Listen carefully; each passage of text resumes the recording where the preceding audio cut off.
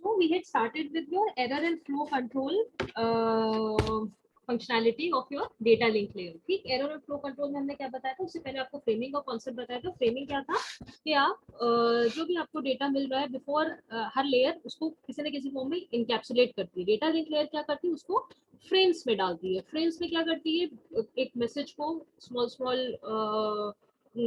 Parts में हम divide कर देते हैं, जैसे एक, और उसको एक एक एक एक पैकेट के विद इन प्लेस करते हैं. जैसे आप एनवेलप को, एक एनवेलप है उसके अंदर आप लेटर रखते हो, उसी तरह से हर लेयर उसका कोई ना कोई इनकैप्सुलेशन परफॉर्म करती है. राइट, तो डेटा लिंक लेयर कैसे उसको इनकैप्सुलेट करती है मैसेज को, वो करती है इन द फॉर्म ऑफ फ्रेम्स. इसमें वो कुछ इन्फॉर्मेशन डालती है, जैसे आपकी हेडर इन्फॉर्मेशन हो सकती है, ट्रेलर इन्फॉर्मेशन हो सकती है. राइट, और फ्रेम्स का क्या कॉन्सेप्ट रहता है कि फ्रेम्स आपके फिक्स लेंथ के भी हो सकते हैं, वेरिएबल लेंथ के भी हो सकते हैं.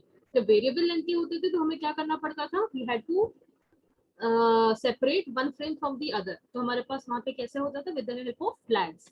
ठीक, फ्लैग्स हमने देखा था थोड़ा सा bit stuffing and byte stuffing के बारे में. बिट स्टफिंग कहाँ पे आती थी, जब आपकी बिट ओरिएंटेड प्रोटोकॉल होती थी फ्रेमिंग की. बाइट स्टफिंग, फिर आपकी कैरेक्टर स्टफिंग कहाँ पे आती थी, जहाँ पे आपकी योर बाइट स्टफिंग कहाँ पे आती थी, जहाँ आपकी कैरेक्टर ओरिएंटेड प्रोटोकॉल्स होती थी. कैरेक्टर ओरिएंटेड का मतलब वहाँ पे आपका message in the form of characters आ रहा है, और एक कैरेक्टर कितना होता है, 8 बिट हैश से बनता है. 8 बिट कैरेक्टर से बनता है, राइट, एक कैरेक्टर.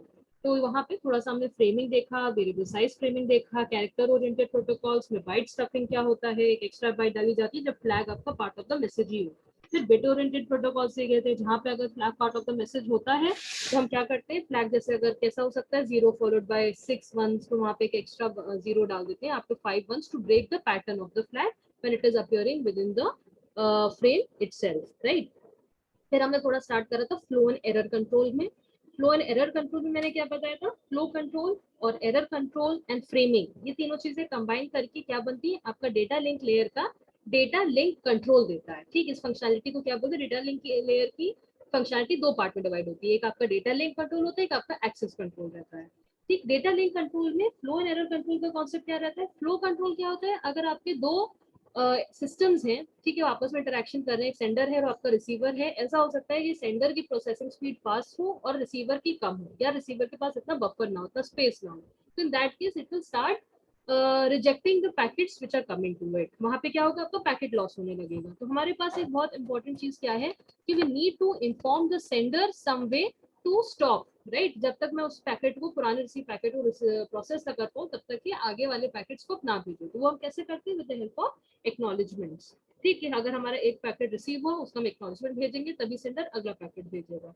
फिर हमारे पास कॉन्सेप्ट आता है एरर कंट्रोल का. एरर कंट्रोल का मतलब क्या होता है, अगर जो हमने पैकेट रिसीव करा है उसकी कोई बिट करप्ट हो गई है, या हो सकता है पैकेट ही ना पहुंचा, हमारे पास फ्रेम ही ना पहुंचा हो, in that case your sender has to resend the packet. अगर आपकी एरर डिटेक्ट हुई या फ्रेम लॉस हुआ, तो आपका एरर कंट्रोल क्या बोलते हैं, रीट्रांसमिशन करना पड़ता है. उसी को हम क्या बोलते हैं, automatic repeat request. Automatic repeat request का मतलब क्या हो गया कि आपने जो फ्रेम भेजा है, अगर वो किसी भी वजह से रिसीवर तक सही फॉर्म में नहीं पहुंच पाया है, ड्यू टू सम एरर और due to frame loss, then your sender has to resend it. फिर उन्हीं से रिलेटेड इन्हीं तीनों चीजों को इम्प्लीमेंट करने के लिए framing, flow control, error control, data link layer के पास कुछ प्रोटोकॉल्स अवेलेबल रहती हैं. वो प्रोटोकॉल्स हमने दो कैटेगरीज में पढ़ी थी, नॉइजलेस चैनल और नॉइजी चैनल. नॉइजलेस चैनल का मतलब क्या होगा, जहाँ पे एरर नहीं आती है आपकी. ठीक, नॉइजी चैनल का मतलब क्या हो गया, जहाँ पे एरर कंट्रोल भी आपको परफॉर्म करना पड़ता है. नॉइजलेस चैनल ऐसे परफेक्ट चैनल है जो कि एक्चुअल में एक आइडियल चैनल है, जो कि जहाँ पे कोई भी हम मान के चलते हैं, ना फ्रेम लॉस होगा, ना डुप्लीकेट होगा, ना करप्शन होगा. तो this is not a practical thing. Right, usually we have to go for the noisy channel protocols. Right, noisy channels जहाँ पे automatic repeat request होता है, जो error control भी provide करते हैं, in the sense कि अगर कहीं पे error आ रही है तो आपको repeat करना पड़ेगा दोबारा से, उस particular पैकेट को आपको resend करना पड़ेगा. ठीक, तो सबसे बेसिक प्रोटोकॉल कौन सी थी, सिंपलेस्ट प्रोटोकॉल में क्या होता था, one direction of data flow रहता था. सिंपली सेंडर फ्रेम्स को भेजता चला जा रहा है, मान के चल रहा है कि बहुत आराम से आपका रिसीवर उन फ्रेम्स को प्रोसेस कर लेता है. तो इसमें ना ये फ्लो कंट्रोल देता है, ना आपको ये एरर कंट्रोल देता है. राइट, इम्प्लीमेंटेशन वगैरह आपको भी देखने की जरूरत नहीं. ठीक है, तो अगर इसका हम फ्लो डायग्राम देखें, ठीक है, टाइमिंग्स के थ्रू देखें, तो क्या होगा, रिक्वेस्ट आई, फ्रेम को सेंड करा, अराइव हो गई. ठीक, सेकंड रिक्वेस्ट आई, उसको भेज दिया. कहीं पे भी वापस से रिसीवर एंड से सेंडर के पास कोई भी इंफॉर्मेशन नहीं फ्लो कर रही है. ठीक, इसके बाद हमारे पास कौन सी प्रोटोकॉल आई थी नॉइजलेस चैनल पे? हमारी आई थी stop and wait protocol. Stop and wait protocol का मतलब क्या रहता था कि पहले आप फ्रेम को भेजिए, ठीक, उसका एक्नॉलेजमेंट आ जाए रिसीवर के एंड से, तभी आप अगले फ्रेम को भेजिए। स्टॉप एंड वेट, ठीक है, भेजिए, स्टॉप करिए, जब तक, कब तक स्टॉप करें? जब तक ये आपका पुराने फ्रेम का एक्नॉलेजमेंट ना आ जाए। तो ये आपको नॉइजलेस चैनल की दूसरी प्रोटोकॉल कौन सी आती थी? Stop and wait protocol. ठीक, तो ये आपका क्या कर रही थी? ये फ्लो कंट्रोल दे रही थी। Flow control in the sense कि अगर पुराने फ्रेम का एक्नॉलेजमेंट नहीं आया है तो हम अगला फ्रेम नहीं भेजेंगे, जब आ जाएगा तभी हम अगले फ्रेम को भेजेंगे। तो यहाँ पे हमें कम से कम पता चलता रहता था कि रिसीवर, हाँ, इन जो फ्रेम्स को मैं भेज रहे हैं उसको एक्नॉलेज कर पा रहा है, उसके तक पहुंच रहे हैं या नहीं पहुंच रहे हैं। तो ये आपका कॉन्सेप्ट होता था your stop and wait protocol का। ठीक, फिर अब हम मूव कर रहे थे, हमने स्टार्ट करा था नॉइजी चैनल्स। नॉइजी चैनल्स का मतलब क्या हो गया? जहाँ पे फ्लो कंट्रोल के साथ साथ हमारे पास एरर कंट्रोल भी होना चाहिए, क्योंकि ऐसे नॉइजलेस चैनल एग्जिस्ट नहीं करते हैं, कहीं ना कहीं एरर वहाँ पे जरूर आ सकती है, राइट। तो एरर करेक्शन जो स्टॉप आपका कैसे प्रोवाइड करता है data link layer? It provides with the help of 3 protocols. कौन सी प्रोटोकॉल्स? एक आपकी स्टॉप एंड वेट ARQ है, एंड बाकी दो कौन सी? गो बैक एंड और सिलेक्टिव रिपीट रिक्वेस्ट। ठीक, आपकी जो गो बैक एंड और सिलेक्टिव रिपीट रिक्वेस्ट प्रोटोकॉल्स है, ये आपकी स्लाइडिंग विंडो प्रोटोकॉल्स में आती है। तो स्लाइडिंग विंडो का थोड़ा कॉन्सेप्ट पढ़ेंगे, उससे पहले थोड़ा पाइपलाइनिंग देखेंगे, राइट। सबसे पहले जो हमारी नॉइसी चैनल के लिए प्रोटोकॉल आती है वो आपकी आती है स्टॉप एंड वेट ARQ। ठीक, स्टॉप एंड वेट ARQ का क्या सिंपल कॉन्सेप्ट रहता है? पहले इसका कॉन्सेप्ट समझते हैं। स्टॉप एंड वेट ARQ का क्या है कि देखिए, सिंपल स्टॉप एंड वेट में आपका क्या होता था? सिंपली हम मान के चलते थे ना फ्रेम लॉस हो रहे हैं ना आपका एक्नॉलेजमेंट लॉस हो रहा है, कोई प्रॉब्लम नहीं है, आप सिंपली फ्रेम को भेजिए, उसका एक्नॉलेजमेंट आ जाए, फ्रेम भेजिए, उसका एक्नॉलेजमेंट आ जाए, और तब आप नेक्स्ट फ्रेम को भेजिए, ऐसे फिर नेक्स्ट फ्रेम भेजिए आपका, ठीक है। बट इसमें प्रॉब्लम क्या आएगी? इसमें प्रॉब्लम क्या होगी? अगर मान लिए मेरा कोई सा, क्योंकि ये आपका नॉइजी चैनल है, राइट, यहाँ नॉइजी चैनल में क्या प्रॉब्लम्स हो सकती है? हमारा कोई भी डेटा लॉस हो सकता है, हमारा फ्रेम लॉस हो सकता है, और हमारा एक्नॉलेजमेंट भी लॉस हो सकता है। तो हमने ये सारी चीजें थोड़ी डिस्कस करी थी लास्ट क्लास में, राइट। अगर मान लीजिए मैंने ये फ्रेम भेजा और इसका एक्नॉलेजमेंट आ गया, वेल एंड गुड, ठीक है, परफेक्ट सिनेरियो।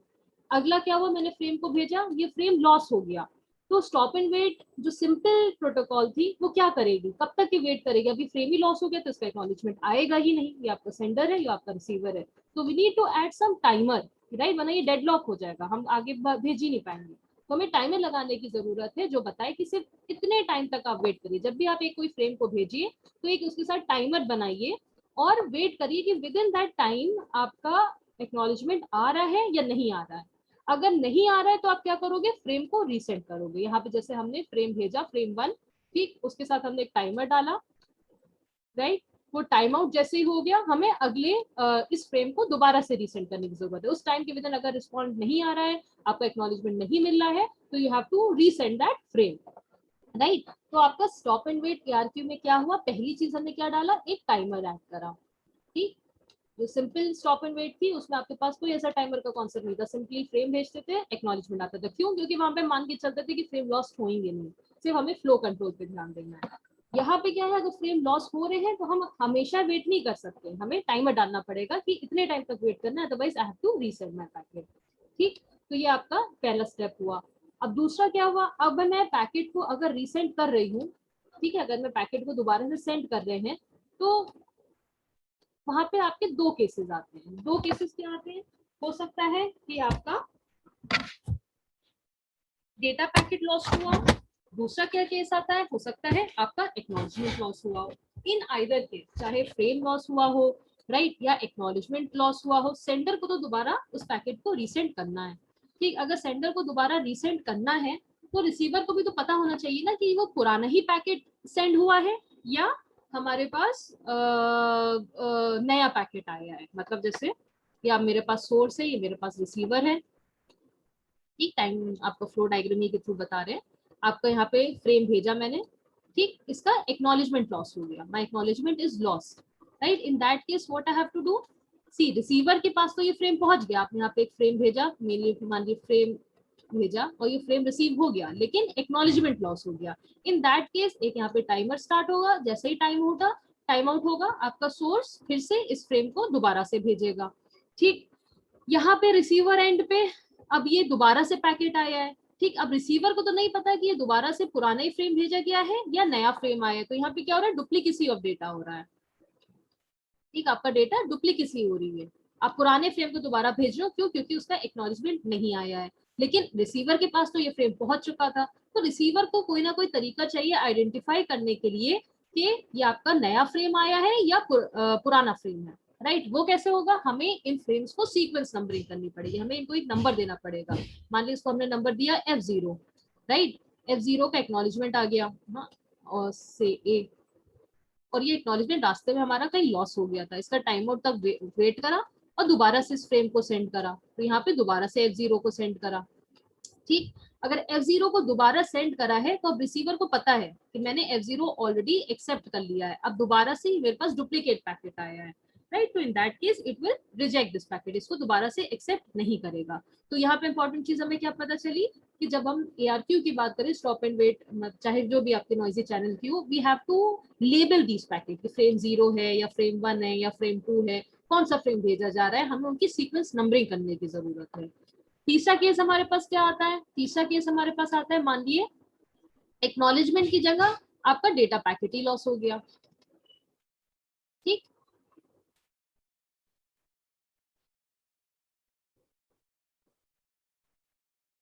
कि मैंने डेटा पैकेट भेजा D1, इसका एक्नॉलेजमेंट थोड़ा सा डिले हो गया, फौरन नहीं आया, डिले हो गया। उसके बाद मैंने क्या करा, दूसरा डेटा पैकेट भेज दिया।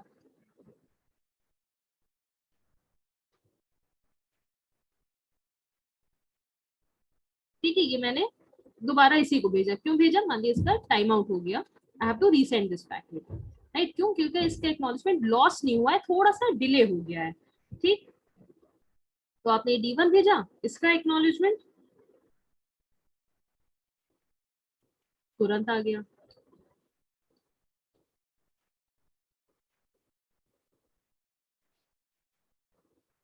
उसके बाद आपने क्या करा, दूसरा पैकेट भेजा D2। ठीक, मान लीजिए ये पैकेट मेरा लॉस हो गया। ठीक, ये पैकेट मेरा लॉस हो गया, लेकिन इतनी देर में जो पुराना डेटा पैकेट भेजा था जिसका एक्नॉलेजमेंट थोड़ा सा डिले हुआ था, वो दोबारा से मेरे पास आ गया। ठीक, तो एक्नॉलेजमेंट आया है पुराने फ्रेम का। राइट, लेकिन रिसीवर, सॉरी, सेंडर को ऐसा लगेगा कि जो मैंने D2 पैकेट भेजा है ये उसका एक्नॉलेजमेंट मेरे पास आया है। राइट, इसको ऐसा लगेगा ये इसका एक्नॉलेजमेंट आया है, वो क्या करेगा, अगले पैकेट D3 को भेज देगा। जबकि ये चीज गलत है, क्यों गलत है, क्यों, क्योंकि हमने D2 को भेजा था, एक्नॉलेजमेंट D2 का आना चाहिए था, लेकिन क्योंकि D1 का एक्नॉलेजमेंट थोड़ा सा डिले हो गया। राइट, इसका एक्नॉलेजमेंट जब मेरे पास पहुंचा तो मुझे लगेगा हो सकता है रिसीवर से जो सबसे लास्ट पैकेट सेंड हुआ है उसका एक्नॉलेजमेंट रिसीव हुआ है, but this is not the case. तो यहाँ से हमें क्या पता चला, इट इज खाली आप डेटा फ्रेम्स, जो आप पैकेट्स जो फ्रेम्स को भेज रहे हो उनकी सीक्वेंस नंबरिंग तो करना ही करना है, प्लस हमें एक्नॉलेजमेंट को भी सीक्वेंस नंबरिंग करना जरूरी है। हमें पता होना चाहिए कि हम कौन सा सीक्वेंस नंबर मतलब एक्नॉलेजमेंट का भेज रहे हैं। राइट, तो we have to number the sequence, we have to, sorry, we have to number the acknowledgement also. Right, तो आपका जो भी ARQ की प्रोटोकॉल्स आती हैं, एरर कंट्रोल की आती हैं, वहां पे आपको फ्रेम्स को भी नंबर करने की जरूरत है और एक्नॉलेजमेंट को भी नंबर करने की जरूरत है। क्यों, क्योंकि अगर आप फ्रेम को नहीं नंबर करोगे, दोबारा से एक फ्रेम रीसेट हो रहा है तो डुप्लीकेसी ऑफ डेटा होगा। राइट, डुप्लीकेसी ऑफ डेटा में क्या प्रॉब्लम आएगी, हमें पता नहीं चल पाएगा कि कौन सा फ्रेम नंबर हमने रिसीव करा है। दूसरा क्या केस था कि अगर हमारा एक्नॉलेजमेंट डिले हो गया है, पुराने वाले किसी पैकेट का एक्नॉलेजमेंट आया है और उतनी देर में मैंने एक नया पैकेट सेंड कर दिया था, तो मुझे, और वो पैकेट लॉस हो गया है, मुझे लगेगा कि जो लॉस पैकेट नहीं है उसी का एक्नॉलेजमेंट हमारे पास मिल गया है।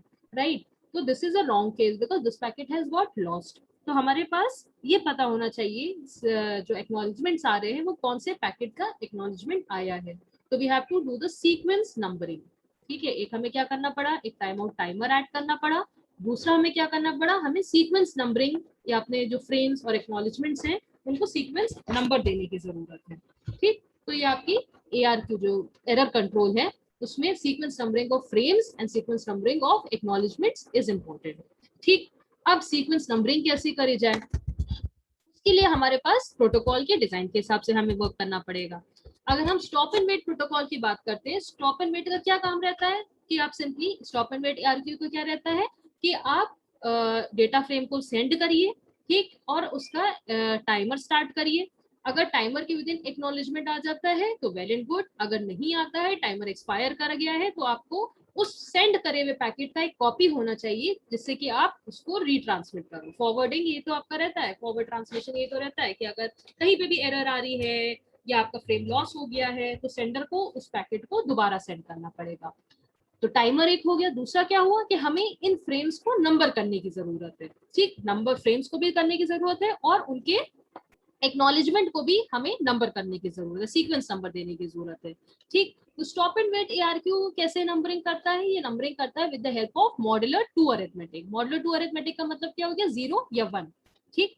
अब हम ये देखेंगे कि 0 एंड 1 इज सफिशिएंट। जैसे ऐसे तो आप कितने भी नंबर्स दे सकते हो पैकेट को, 1 2 3 4 कितने भी नंबर्स दे सकते हो, बट ये सीक्वेंस नंबर जो हम पैकेट का डालते हैं it is also taking some amount of your space, right. आप सीक्वेंस नंबरिंग करोगे, उसके हेडर पार्ट में डालोगे, जहां पे भी आप उसको प्लेस करोगे, राइट, फ्रेम को नंबर दोगे, तो वी हैव टू सी कि कितने मिनिमम नंबर से हम पैकेट्स को सही तरह से आइडेंटिफाई कर पाए, राइट। तो जो आपकी stop and wait ARQ protocol रहती है उसमें सिर्फ 2 नंबर 0 और 1, ठीक है, इन 2 नंबर से आप कंप्लीटली आइडेंटिफाई कर पाओगे कि आपका फ्रेम सेफली पहुंचा है, नहीं पहुंचा है तो आप उसका आपको रिसेंड करना है, राइट। और एक्नॉलेजमेंट आया है, राइट, तो एक्नॉलेजमेंट किस फ्रेम का आया है, उसी फ्रेम के कॉरेस्पॉन्डिंग हमें नेक्स्ट फ्रेम को भेजना है। तो ये सारी की सारी जो आपकी कंडीशंस होती है, जो भी आपके 3 सिनेरियोज बनते हैं, कौन कौन से 3 सिनेरियोज बनते हैं? एक आपका सिनेरियो है कि frame has arrived safely at the receiver end और रिसीवर ने इसका एक्नॉलेजमेंट सेंड कर दिया है, ठीक, जो आइडियल कंडीशन है। दूसरा हमारे पास क्या कंडीशन आती है कि मान लिए हमारा एक्नॉलेजमेंट लॉस्ट या करप्ट हो गया है, right. Then in that case आपको फ्रेम को दोबारा सेंड करना पड़ेगा, डुप्लीकेट फ्रेम को सेंड करना पड़ेगा, तो वहां पे भी हमारा 2 नंबर से काम चल जाता है, ठीक। तीसरी कंडीशन क्या आती है? जब फ्रेम ही आपका सही तरह से रिसीवर एंड पे ना पहुंचाओ, then also we have to retransmit it. Then also we will see कि सिर्फ 0 एंड 1 दो सीक्वेंस नंबर से आपका complete stop and wait ARQ work करती है। तो यहाँ पे हमें क्या करना है? सीक्वेंस नंबरिंग करना है, लेकिन हमें देखना है कि कितने स्मॉलेस्ट रेंज से हम इजिली एरर को समझ पाए, राइट, हम एरर को डिटेक्ट कर पाए, और अगर कोई गड़बड़ पैकेट आ रहा है तो हम उसको सही तरह से, अगर डुप्लीकेट पैकेट आ रहा है तो डिस्कार्ड कर पाए, right. And similarly for the acknowledgement also हमें पता चल पाए कि वो कौन से पैकेट का एक्नॉलेजमेंट आपके पास आया है, ठीक। अगर फर्स्ट से केस क्या था? हमारा फर्स्ट केस क्या था कि अगर आपका फ्रेम सही तरह से पहुंचा है, ठीक, अगर मान लिया आपने कोई फ्रेम को नंबर दिया है x, ठीक, फ्रेम x को भेजा आपने सेंडर टू रिसीवर, इसका एक्नॉलेजमेंट आएगा। एक्नॉलेजमेंट क्या आएगा? x+1, एक्नॉलेजमेंट आएगा x+1। x+1 का मतलब क्या हो गया? एक्नॉलेजमेंट की नंबरिंग कैसे करते हैं? जो नेक्स्ट फ्रेम मेरा एक्सपेक्टेड है, मान लिया मैंने फ्रेम भेजा f0, तो एक्नॉलेजमेंट इसका क्या आएगा? इसके बाद मैं कौन सा फ्रेम एक्सपेक्ट कर रही हूँ? f1 कर रही हूँ, तो acknowledgement will be sent for a1, ठीक। तो हमने एक्नॉलेजमेंट x+1 के लिए भेजा, तो यहाँ पे this is the right case जहाँ पे फ्रेम भी पहुंच गया और उसका एक्नॉलेजमेंट भी आ गया, और मुझे पता चल गया कि मैंने x फ्रेम को भेजा था। अब रिसीवर कौन सा फ्रेम एक्सपेक्ट कर रहा है? x+1 फ्रेम एक्सपेक्ट कर रहा है। दूसरा केस हमारे पास क्या आता है? अगर एक्नॉलेजमेंट लॉस हो गया हो, ठीक, मैंने fx को भेजा, ये मेरा सोर्स है, ये मेरा रिसीवर है, मैंने फ्रेम x को भेजा और जो इसका एक्नॉलेजमेंट आ रहा था ax+1, दिस इज लॉस्ट, ठीक है, एक्नॉलेजमेंट मेरा लॉस हो गया है, राइट। तो ये क्या करेगा? टाइम आउट तक वेट करेगा और दोबारा से क्या करेगा? फ्रेम x को भेजेगा, ठीक।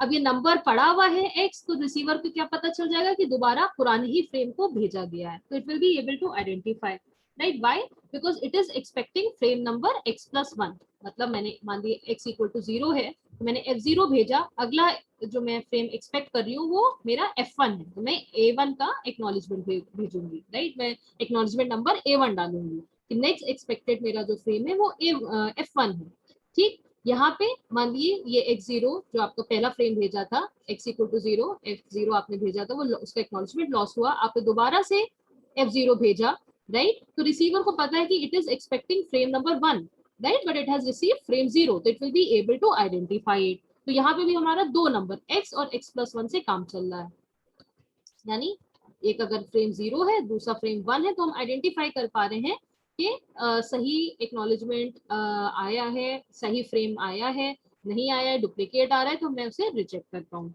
ठीक। तीसरा केस क्या होता है जो भी हमने डिस्कस करा था कि अगर आपका फ्रेम लॉस हो गया है, if your frame is sorry हाँ your frame is getting lost, right,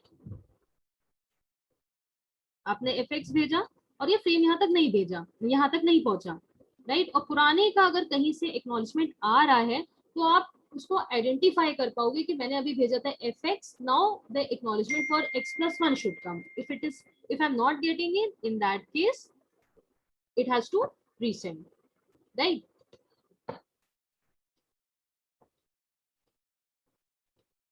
So this is the case of stop and wait ARQ, जहाँ पे आपके सिर्फ दो सीक्वेंस नंबर से काम चलता है। अब इसका थोड़ा सा वर्किंग देखते हैं, राइट? यहाँ पे क्या है, एक फ्रेम भेजिए, उसका एक्नॉलेजमेंट आएगा, उस फ्रेम अगर लॉस होता है तो दोबारा से उस फ्रेम को रीसेंड करा जाएगा। कैसे करा जाएगा? एक टाइमर लगाकर। तो we have your request, right, इसमें हमारे पास फ्रेम्स कैसे, frames are your as your messages they are being received from your upper layer, इनको हम फ्रेम्स से प्लेस करते हैं, फ्रेम्स को नंबर देते हैं। तो सबसे पहले 0 फ्रेम, ठीक, हम यहाँ पे सिर्फ दो मॉडुलर 2 अरिथमेटिक से आपकी फ्रेम्स की नंबरिंग चलती है, ठीक, यानी 0 1। तो सबसे पहले हमने क्या करा, 0 है, फ्रेम 0 सेंड करा, इसका एक्नॉलेजमेंट आया, ठीक है, फ्रेम 0 इसने सक्सेसफुली रिसीव करा। अब रिसीवर कौन सा फ्रेम एक्सपेक्ट कर रहा है? It is expecting frame number 1, right. तो उसने क्या भेजा, एक्नॉलेजमेंट फ्रॉम फ्रेम नंबर, अपने फ्रेम 0 का एक्नॉलेजमेंट नंबर क्या करा, A1 भेजा, ठीक। A1 का मतलब क्या हो गया, next frame which I am expecting is F1, ठीक। अब आपने अपना जो सेंडर जो पॉइंट कर रहा है जिस जिस फ्रेम नंबर से, ठीक, उसको स्लाइड आगे मूव करा, ठीक, फ्रेम 1 आप भेजोगे। फ्रेम 1 मान लिए रास्ते में कहीं लॉस हो गया है, if it is getting lost then what it will happen, इसके टाइमर वेट करेगा टाइम आउट तक, जैसे ही टाइम आउट होगा दोबारा से फ्रेम 1 को ये रीसेंड करेगा, ठीक, फ्रेम 1 को ये रीसेंड करेगा, right. So now receiver will receive this and अपना ये रिसीवर आपका जो पॉइंटर है ये आगे मूव करेगा एंड इसका एक्नॉलेजमेंट सेंड करेगा। अब एक्नॉलेजमेंट काहे का होगा, acknowledgement will be for the next frame. Next frame हमारा नंबर क्या है, 0, तो यहाँ पे हमारा एक्नॉलेजमेंट नंबर क्या होगा, A0। A0 का मतलब क्या हो गया, next frame which I am expecting is frame 0, right. तो you are going to send your frame 0 here, right, you sending frame 0, ठीक। इसका मान लिया एक्नॉलेजमेंट लॉस हो गया, ठीक, यहाँ पे your it has been received successfully by the receiver, right. Now the next frame which it is expecting is your frame 1, but it is getting lost on the way. इसका जो acknowledgement है ये receiver तक sorry sender तक हमारे पास नहीं पहुंचे, रास्ते में कहीं लॉस हो गए। इन that case what will happen, जो फ्रेम हम भेज रहे हैं उनके साथ उनका टाइमर डालते हैं, जैसे ही टाइम आउट होता है उस फ्रेम को रीसेंड करा जाता है, ठीक। तो यहाँ पे क्या होगा, फ्रेम 0 रीसेंट होगा, लेकिन आपका रिसीवर ऑलरेडी इस फ्रेम को रिसीव कर चुका है, कि इसको आइडेंटिफाई कर लेगा कि duplicate frame is being sent, तो it is going to discard it and what it will do, it will send an acknowledgement 1 again, यानी इसको पता चल गया कि इसके पास पुराने फ्रेम का एक्नॉलेजमेंट नहीं आया है, ठीक। It will say send resend acknowledgement 1, acknowledgement हम जैसे रिसीवर के पास सॉरी सेंडर के पास पहुंचेगा, इट विल बी मतलब it will be moving ahead, right, कि हमारा फ्रेम 0 सक्सेसफुली रिसीवर के पास पहुंच गया था, लेकिन रिसीवर ने आइडेंटिफाई कर लिया कि this is a case of duplicacy, हमारा डेटा डुप्लीकेट सेंड हुआ है, तो it will be able to discard it, right. तो आपका जो स्टॉप एंड वेट ARQ है, सिंपल सा कॉन्सेप्ट है कि आपको टाइमर लगाना है, हर एक फ्रेम को जो सेंड करा है उस टाइमर तक वेट करना है, जैसे ही टाइमर आउट हो जाएगा तब आपको पैकेट नेक्स्ट फ्रेम को रीसेंड करना है, राइट, उसका एक्नॉलेजमेंट आएगा और तब आपको नेक्स्ट फ्रेम भेजना है। अगर एक्नॉलेजमेंट कहीं पे लॉस्ट हो गया है तो ऑटोमेटिक रिपीट रिक्वेस्ट क्या करेगा, उस फ्रेम को रीसेंड करेगा, लेकिन क्योंकि हमने अपने फ्रेम्स की और एक्नॉलेजमेंट नंबर्स की नंबरिंग कर दी है, तो the case of duplicacy, right, जहाँ पे डुप्लीकेट फ्रेम सेंड हो रहा है वो आपका रिसीवर आइडेंटिफाई कर देगा, उस फ्रेम को डिस्कार्ड कर देगा, रिजेक्ट कर देगा, ठीक। और सेम फॉर एक्नॉलेजमेंट ऑल्सो, कि एक्नॉलेजमेंट अगर कहीं पे लॉस हो रहा है तो your sender will be able to identify कि ये एक्नॉलेजमेंट कौन से पैकेट के लिए आया है, right. It is, if it is a case of delayed acknowledgement और एनीथिंग ऑफ दैट सॉर्ट। तो ये सारी जो आपके केसेस बनते हैं, ये आपका स्टॉप एंड वेट ARQ सिर्फ 2 नंबर्स, ठीक, अपने फ्रेम्स की नंबरिंग जो सीक्वेंस नंबरिंग है 0 1, राइट, मॉडुलो 2 अरिथमेटिक के थ्रू फ्रेम्स एंड एक्नॉलेजमेंट्स की नंबरिंग 0 and 1 के through it is able to handle your flow and error control, ठीक।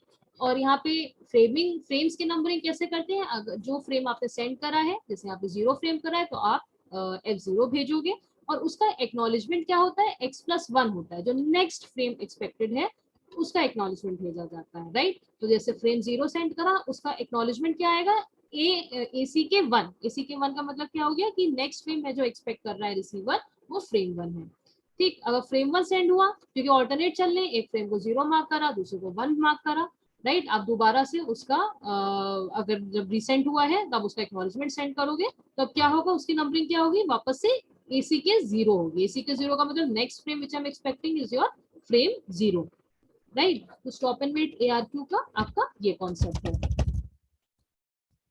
ठीक। मॉडुलो 2 अरिथमेटिक यूज होती है जिसमें आप कॉपी ऑफ फ्रेम रखते हो जब तक कि उसका एक्नॉलेजमेंट ना आ जाए, ठीक है। और उसके साथ आप टाइमर रखते हो, टाइमर के विदिन अगर आपका एक्नॉलेजमेंट आ गया है तो वेल एंड गुड, नहीं आया है, टाइमर एक्सपायर कर गया है, तो आप रिट्रांसमिट करते हो। दूसरी चीज क्या है, फ्रेम्स और एक्नॉलेजमेंट नंबर्स को हम नंबर करते हैं, कैसे नंबर करते हैं, मॉडुलो 2 अरिथमेटिक के थ्रू, यानी 0 1 हम मार्क करते हैं फ्रेम्स को, और फ्रेम्स को सीक्वेंस नंबर्स देते हैं, तो जो आपके एक्नॉलेजमेंट्स होते हैं वो हमेशा नेक्स्ट फ्रेम, ठीक है, जो नेक्स्ट एक्सपेक्टेड फ्रेम है X+1 जो एक्सपेक्टेड फ्रेम है उसका नंबर भेजा जाता है, वो भी मॉडुलो 2 अरिथमेटिक रहता है, but sequence number of the next frame जो एक्सपेक्टेड है वो आप एक्नॉलेजमेंट नंबर में डालते हो, ठीक। जैसे फ्रेम 0 भेजा तो एक्नॉलेजमेंट किसका आएगा, ACK1 आएगा। ACK1 क्या बताएगा, next frame which I am expecting is frame 1, ठीक। 0 फ्रेम मैंने सक्सेसफुली रिसीव कर लिया है, अब फ्रेम 1 में एक्सपेक्ट कर रहे हैं, ठीक। तो ये आपका स्टॉप एंड वेट ARQ रहता है। स्टॉप एंड वेट ARQ समझ में आ गया, एनी डाउट्स, दीपेन,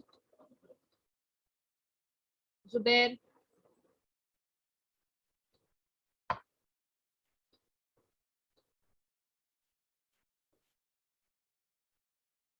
अच्छा। फिर इन सारी प्रोटोकॉल्स की हम क्या करेंगे, थोड़ा सा एफिशिएंसी देखेंगे, how efficient they are. Now before going into efficiency, हमें कुछ परफॉर्मेंस के पैरामीटर्स देखने पड़ते हैं, right. This I think we had not discussed in chapter 3 at that time, right. We will discuss it now.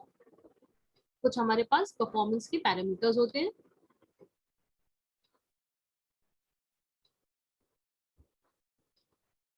ठीक, जिनको हम क्या बोलते हैं, थ्रूपुट बोलते हैं, एफिशिएंसी बोलते हैं, ये सारी चीजें। उससे पहले हमें कुछ कॉन्सेप्ट्स देखने पड़ेंगे।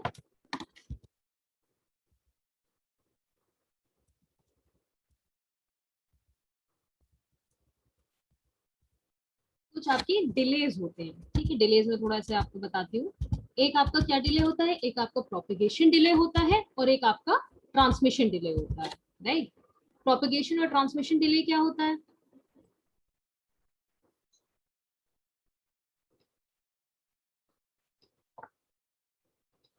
ठीक। एक आपकी क्या कौन से डिले होते हैं, एक आपका प्रोपिगेशन डिले होता है जिसको हम TP बोलते हैं, ठीक। दूसरा आपका क्या होता है, ट्रांसमिशन डिले होता है जिसको हम क्या बोलते हैं,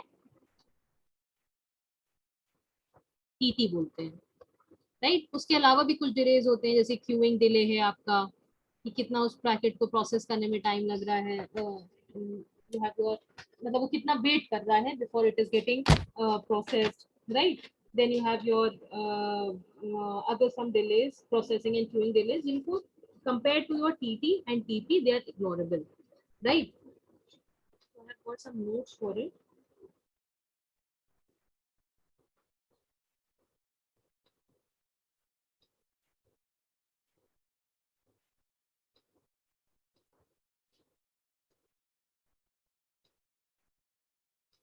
I will just open those notes. उससे थोड़े से डिलेज हम पढ़ते हैं, फिर हम इस स्टॉप एंड वेट प्रोटोकॉल की थोड़ी सी एफिशिएंसी इन द टर्म्स, इसकी एफिशिएंसी, इसका थ्रूपुट, ये सारी चीजें थोड़ी सी हम स्टडी करेंगे।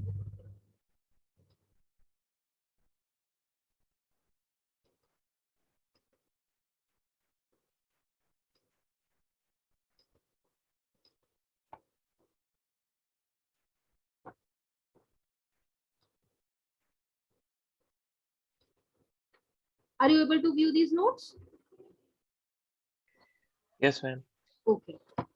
राइट तो यहाँ पे मैंने आपको क्या बताया था, दो तरह के आपके डिलेज होते हैं। कौन से दो डिलेज होते हैं? एक आपका ट्रांसमिशन डिले होता है, दूसरा आपका प्रोपेगेशन डिले होता है। ट्रांसमिशन डिले का क्या मतलब होता है? कितना टाइम आपको लग रहा है अपने डेटा पैकेट को अपने चैनल के ऊपर प्लेस करने में, क्योंकि आप फ्रेम है तो उसमें कई सारी बिट्स होती है ना, आप एक एक बिट को फ्रेम पे प्लेस करते हो, वो सारी बिट ट्रैवल करती है फिर वहां तक पहुंचती है, तो पूरा फ्रेम को फिट करने में, अपने डेटा लिंक पे प्लेस करने में कितना टाइम लगता है, वो आपका होता है ट्रांसमिशन डिले। ठीक, फिर ये आपका data packet sender to receiver जाता है। ठीक है, ये जो पूरा टाइम लगता है ये किस पे डिपेंड करता है? सेंडर और रिसीवर के बीच में डिस्टेंस कितना है और वेलोसिटी क्या है। ठीक है, जो टाइम इसका आपका प्रोपगेशन डिले कंप्यूट होता है, it is the time which is taking for your last bit to reach your destination. So it is dependent upon two things: what is the distance between the sender and the receiver, and what is the velocity with which your package is traveling through the channel. ठीक, ये आपका propagation delay होता है, जिसको हम क्या बोलते हैं? TP. TP is what is it equal to? TP is equal to D by V. ठीक, ये इस फ्रेम को सेंटर टू रिसीवर पहुंचने में कितना टाइम लगता है। दूसरा क्या होता है आपका? Transmission delay. ट्रांसमिशन डिले क्या होता है? It is how much time it is taking for your packet to place it on your channel. ये किस पे डिपेंड करेगा? ये डिपेंड करेगा आपके पैकेट की लेंथ कितनी है, ठीक, और दूसरा कि आपके चैनल की बैंडविड्थ कितनी है। ठीक, आपका चैनल क्या बैंडविड्थ प्रोवाइड कर रहा है? बैंडविड्थ का मतलब कितने बिट्स पर सेकेंड उस पे ट्रैवल कर सकते हैं। ठीक, तो इन दोनों पे इन पे आपका ट्रांसमिशन डिले डिपेंड करता है। तो हमारे पास चार तरह के डिलेज होते हैं। कोई भी एल्गोरिथम की अगर आपको प्रोटोकॉल की आपको परफॉर्मेंस देखना है in terms of throughput, in terms of efficiency, then we have to see what are the delays. तो आपके एक होते हैं प्रोपेगेशन डिले, इसको हम टीपी बोलते हैं।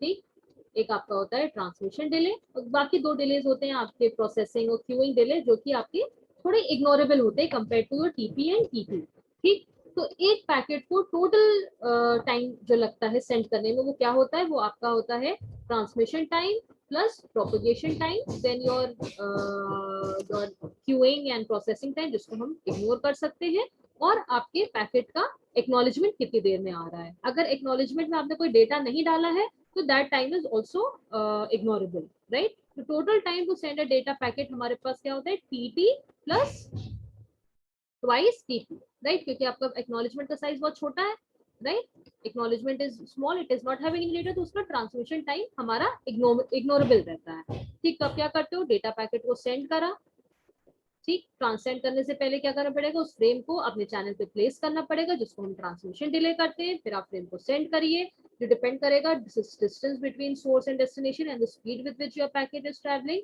राइट। यहाँ पे कोई ना कोई उस पर प्रोसेसिंग हो रही होगी, थोड़ा वेट करेगा तो क्यूइंग डिले भी होगा, जो कि इग्नोरेबल होता है compare to TT and TP, right. And वापस से क्या होगा? उसका एक्नॉलेजमेंट आएगा। तो एक्नॉलेजमेंट, अगर पिगी बैकिंग का एक कॉन्सेप्ट होता है, पिगी बैकिंग का मतलब एक्नॉलेजमेंट के साथ साथ आप कुछ डेटा भी भेज सकते हो। अगर आप पिगी बैकिंग नहीं कर रहे हो, ठीक, तो आपका एक्नॉलेजमेंट तो कुछ है ही नहीं, सिंपली बता दे कि अगला फ्रेम कौन सा आपका एक्सपेक्टेड है, तो एक्नॉलेजमेंट का ट्रांसमिशन टाइम आप 0 मान के चल सकते हो, राइट। फिर ये आपका एक्नॉलेजमेंट वापस से ट्रांसमिट होता है। तो टोटल टाइम एक पैकेट को सेंड करने के लिए हमें कितना लगता है?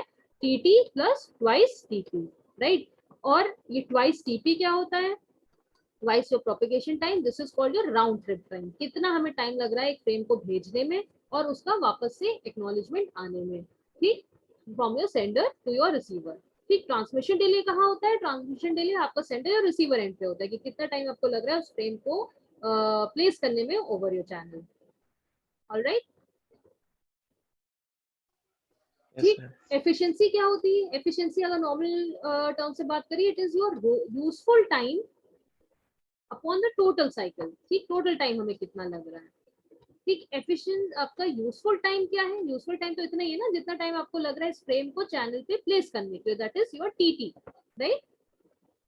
It is TT upon TT plus twice TT, जो टोटल टाइम है।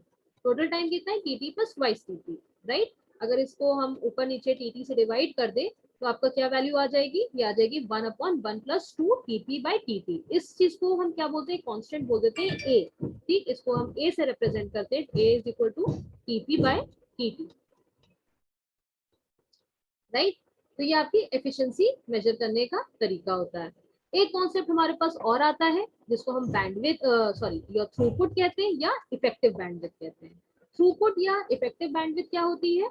कि इट इज कंप्यूटेड, आपको बैंडविड्थ तो पूरी प्रोवाइडेड है, लेकिन उस बैंडविड्थ को आप कितना यूटिलाइज कर पा रहे हो, राइट? आप कितना किस साइज का फ्रेम भेज रहे हो उस पर डिपेंड करेगा, राइट? तो you have your this is equal to your L upon T plus twice TP की इफेक्टिव बैंडविड्थ, आप इतनी बैंडविड्थ को यूज कर रहे हो, यूटिलाइज कर रहे हो, राइट? तो इसका फॉर्मूला आपके पास क्या होता है, लेंथ ऑफ द पैकेट जो आपका फ्रेम है उसका कितना साइज है, और टोटल टाइम कितना लग रहा है इस फ्रेम को ट्रैवल करने में from your sender to receiver and getting back its acknowledgement, that is equal to L upon T plus twice TP. ठीक, अगर हम दोनों साइड बैंडविड्थ से डिवाइड कर दें, ठीक, एल मतलब आपका डिवाइड एंड मल्टीप्लाई कर दें, राइट? If you